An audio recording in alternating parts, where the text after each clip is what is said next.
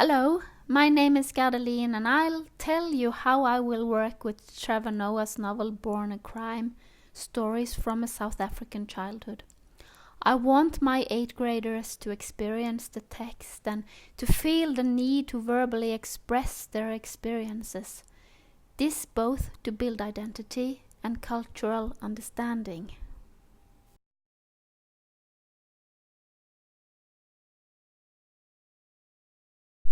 I think as the journalist in the newsday that Trevor Noah has a real tale to tell. It is a frank and telling portrait of life in South Africa during the 1980s and 90s. By reading passages and a chosen chapter from this book, I believe the reading activities will affect young people in a way of both understanding and personal development.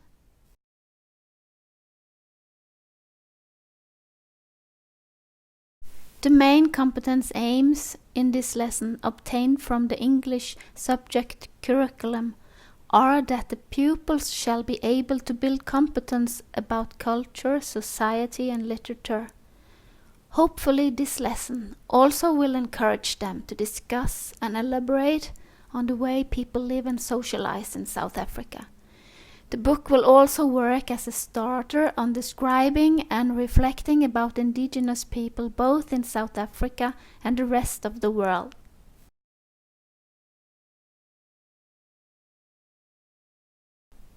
Sometimes it's complicated to step out of the comfort zone to start expressing oneself in a foreign language. There will be a lot of new words and thoughts. But this book might be interesting enough to get the pupils on board building basic oral skills, meaning being able to listen, speak and interacting using the English language. Specific learning goals for this lesson are to be able to talk about, to be able to understand the main content of the text, and also to invest some personal involvement.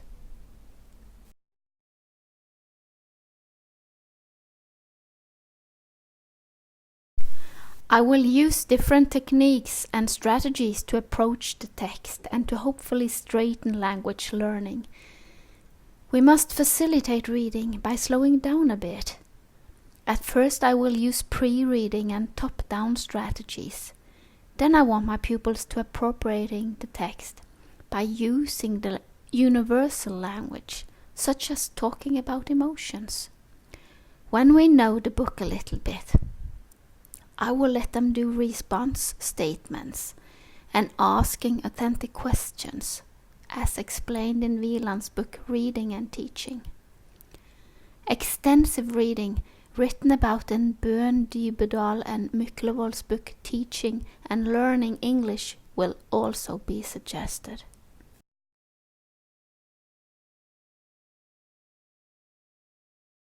The first activity will be to pre-read the front page of the book.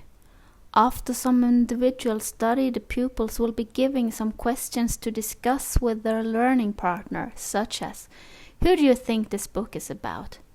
What you know about South Africa? What you know about colonial times? Do you know something about apartheid? Or what you know about being poor?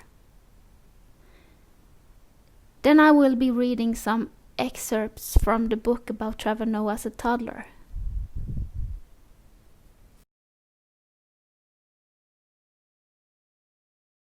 Noah is telling at page 134, there were times when we would be in traffic and we had so little money for petrol that I would have to push the car. He is telling about the embarrassment he felt. And I want my pupils to use the universal language to appropriate the text. I'll let them read this part and give them some translated words to lean on. After reading, I want them to talk about being embarrassed. I set them to speak in already established pairs and tell them that this activity is to talk about embarrassment. Have you ever been embarrassed? I'll tell them that they may start like this. I was really embarrassed when, and so on. There is another section between chapter 9 and 10, also about feeling embarrassed, while his mother is teaching him about girls. This might also work as homework, to read and to give response statements at the text. I want to continue by letting my class read the chapter Go Hitler. I will use pre-reading on the headline and then set them off to read and encourage them to read without knowing all the words. This will be a kind of extensive reading for enjoyment in order to improve one's general language skill. For slow readers, I have suggested some paragraphs in the same chapter.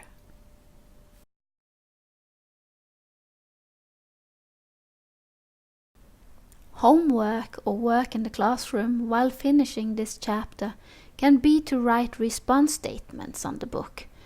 Ask which part of the story so far had an impact on them.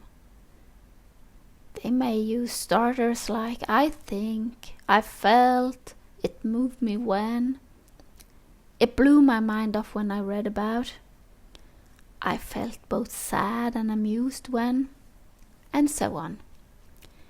Another activity would be to make or to ask authentic questions about the book, about the author, about the historic knowledge, and so on. But this part can also be let out. Sometimes we are too afraid to let text stand by itself. By using some strategies to help them to sort of get into the book, they might by now be motivated to read more by themselves. Anyway, I hope you enjoyed this lesson design and can use some of it in your classroom.